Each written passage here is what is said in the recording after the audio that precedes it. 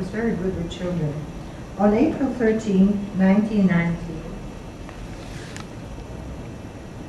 at Amritsar, in the Punjab district, about 10,000 Indians gathered to protest against the measures of the British government that were introduced to suppress national sentiments.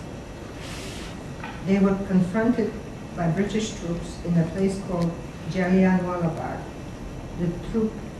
The troops fired on the unarmed crowd, killing 379 and wounding about 1,200.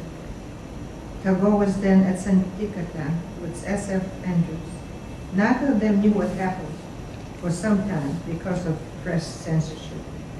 As he learned more and more of the massacre, Tagore could not sleep at night. He wrote to the viceroy saying in no uncertain terms how he felt. At the end of it, Tagore asked to be relieved of his knighthood, conferred on him 4 years ago. The British government refused to accept his repudiated knighthood. When he died, almost every obituary in Britain gave him his title. Over a year later, after a government inquiry into the House of Commons, Winston Churchill called the shootings at Amritsar without precedent or parallel in the modern history of the British Empire. 50 years later, in 1997,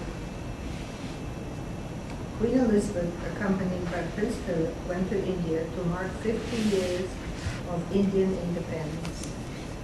They traveled to Rajghat to lay a wreath at the memorial to Mahatma Gandhi. The next day came the trip to Amritsar. There had been some concern about the Queen's safety, given strong feelings here about the tragic massacre in 1990 at Jallianwala Bagh. But it all went well, and the Foreign Office in London said the visit to Amritsar was an act of reconciliation. It's part of their thinking. If Tagore were alive, he would have been pleased. His eldest daughter, Bella, died of tuberculosis in Calcutta in 1980. She died at her husband's house at age 32.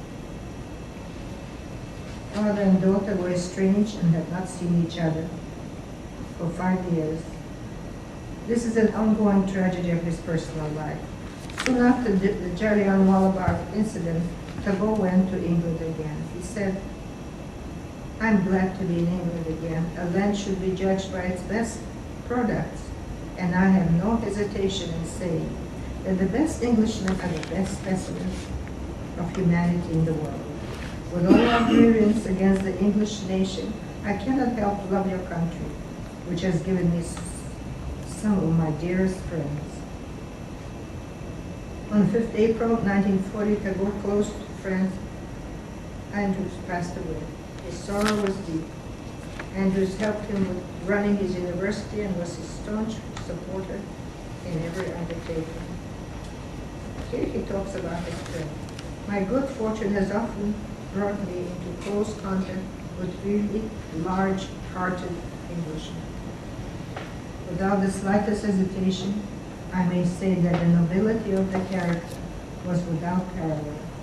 I had the rare blessing of having Andrews, a real Englishman, for a close friend." When Tagore turned 80, Gandhi sent him a telegram on his birthday saying, "Fourscore, not enough. May you finish 5. And Tagore replied, "Thanks for the message, but 80 is impertinence and 50 intolerable." But not even such strength and vigor as the poets could stay forever. 1941 was a year of increasing weakness. On 14th April, a little before the end, he gave a painful indictment of the Western world called the crisis of civilization. But he was too weak to speak himself, and someone else read it. He could hold the pen no longer, and the end was plainly near. He lost conscience on 5th August, and 2 days later, the news broadcast by radio and special extra editions spread that he had passed away. The Jurasenko courtyard and the narrow lanes leading to it were packed with sorrowing crowds, and an unending file of men and women made their way to the chamber where they took their last glance of the man who raised the status of Indians in and among the community of nations. All day the pilgrimage continued, and far into the night, people of all classes came with gifts of flowers. It is not certain that Tagore had expressed any desire that after his death his body should be handed over to the people. Actually, the people of Calcutta took charge of the situation. The sobbing crowd outside finally broke through the heavy iron gates of Juracenko, Tagore House, and carried away the earthly remains of Rabindranath Tagore. Tagore died on 7 August and hence was not present on that eventful midnight of August 15, 1947, when the British flag came down and the flag of Free India was hoisted over the red fort of New Delhi. He was 18 years old. Tagore was an Indian who by his genius exalted his motherland, a man who was known from Japan to Scandinavia and from Moscow to Buenos Aires, who enthralled his readers with universal hopes and aspirations, which run through man without reference to his nationality, language, color, race, or creed. This is what Nehru said upon hearing of the poet's death. India's greatest star, illuminating not only our own country, but the world. In line with great sages of the past, he left us so imperishable an inheritance, and we think with pride and gratitude, with love and reverence of this magnificent life and its achievements. He was truly a world citizen. This is what President Kennedy had to say 100 years after Tagore's birth.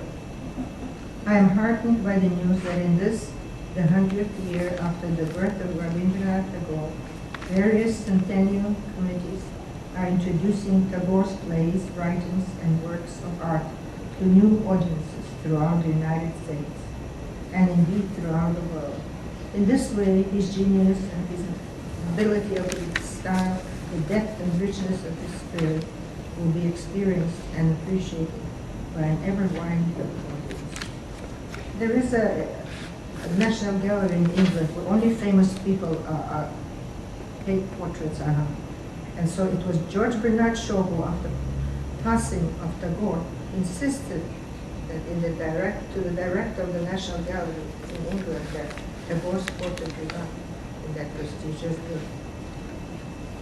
As for those of his countrymen who always accused him of being very pro-Western and worshiping all things Western, he had one stark answer. I shall be born in India again and again. With all her poverty, misery, and wretchedness, I love India best. Thank you.